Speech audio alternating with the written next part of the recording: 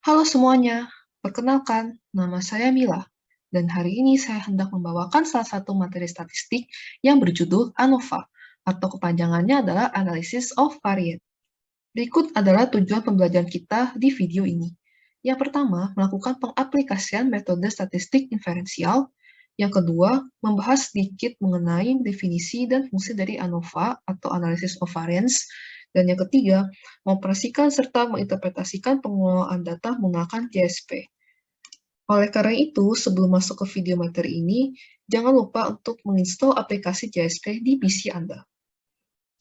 Tanpa berlama-lama lagi, marilah kita masuk ke pembahasan materi ANOVA. ANOVA, atau Analysis of Variance, adalah salah satu metode inferensial statistik yang berfungsi sebagai hipotesis testing serta menarik kesimpulan pengelolaan data yang sudah dilakukan. ANOVA membandingkan perbedaan mean antara dua atau lebih kelompok yang mendapatkan treatment. Khusus dalam video materi ini, kita akan lebih fokus membahas dan mengaplikasikan ANOVA jenis Between Subject Design. Between Subject Design ANOVA berfungsi untuk melihat apakah adanya perbedaan rata-rata yang signifikan dari antara dua kelompok atau lebih dengan acuan nilai P. Apakah P yang dihasilkan lebih kecil daripada 0,05 atau mungkin P yang dihasilkan lebih besar daripada 0,05.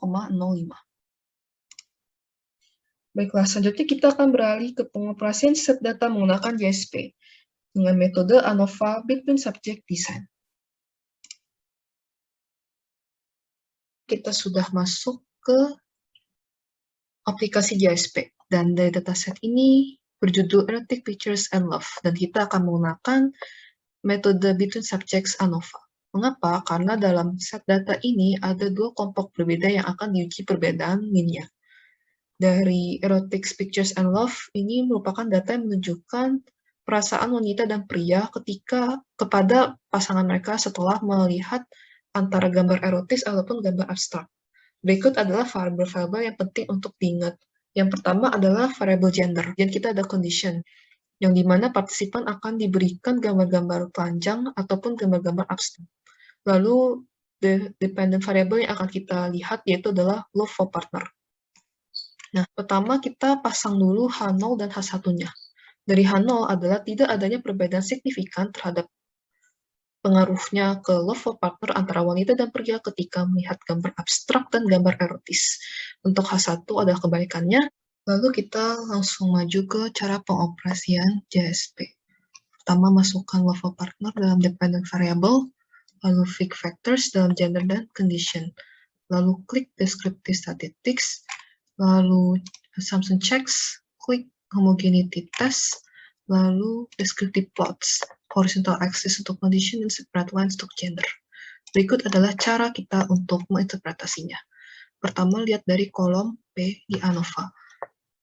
Kolom P di ANOVA menunjukkan bahwa nilai yang lebih besar dibandingkan 0,05. Artinya, tidak adanya perbedaan signifikan antara wanita dan pria ketika melihat gambar erotis maupun gambar abstrak, dan pengaruhnya juga tidak terlalu berbeda terhadap love for partner. Lalu kita lihat di descriptive plots.